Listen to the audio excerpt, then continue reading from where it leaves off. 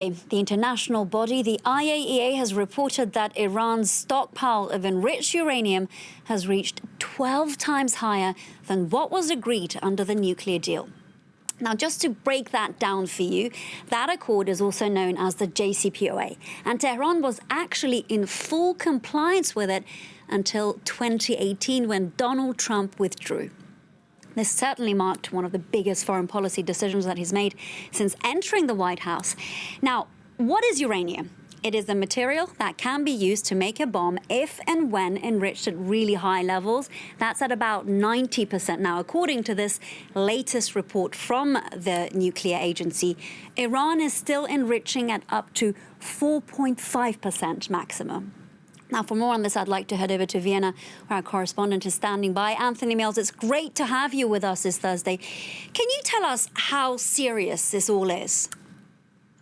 On the face of it, it is, of course, cause for concern, and the IAEA makes that clear. And observers of the current situation will be concerned because Iran remains in contravention of the JCPOA deal, from which, of course, as you say, the United States exited 2 years ago.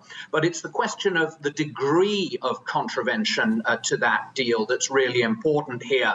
And the fact is that although this contravention is cause for concern, it's not so momentous that it precludes a return to the deal under certain circumstances. And it would appear to be a strategic calculation, a continuing strategic calculation on the part of Iran to show the world, and in particular the United States, as well as the other signatories to the deal, that in the absence of a deal, it will go beyond the parameters of what is accepted. And that has caused concern, but it hasn't closed the door to a return to the deal under a future President Joe Biden. And we'll get to that, of course. It's not insurmountable because certainly it's a step that can be reversed. As you mentioned, Joe Biden will be taking the reins in January. And in an op-ed back in September, Anthony, he mentioned that he is willing to negotiate with the Iranians. What do these latest steps mean for a Joe Biden policy and Joe Biden administration when it comes to dealing with the Iranians?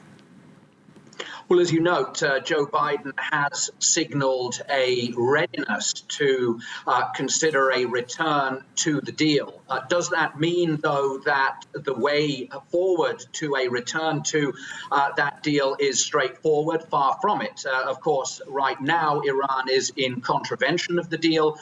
There are certain steps that have been taken that have raised levels of mistrust again, not just in the United States, but also in European capitals and elsewhere. And of course, you have on the sidelines Saudi Arabia, which in reaction to this latest report has been urging the world community to come together and ensure that Iran doesn't acquire a bomb. So in the context of these latest contraventions, you have a certain rhetoric that doesn't make it easy. At the same time, though, Joe Biden seemed to be a pragmatist here, certainly has revealed a willingness to return to the deal, which his advisors and indeed his surroundings consider it to have been conducive to a stabilization of the situation. And most importantly as well, Iran itself not firing up the rhetoric too much here. In fact, President Rouhani has been saying that he is willing to look at anything that could alleviate the sanctions on the Iranian people. And that's being seen as a willingness as well, under certain parameters, to engage with Joe Biden, provided, of course, that this standoff between Joe Biden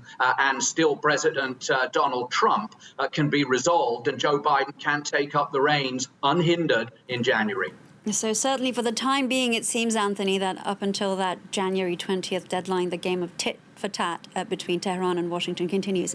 Anthony Mills reporting there for us from the Austrian capital.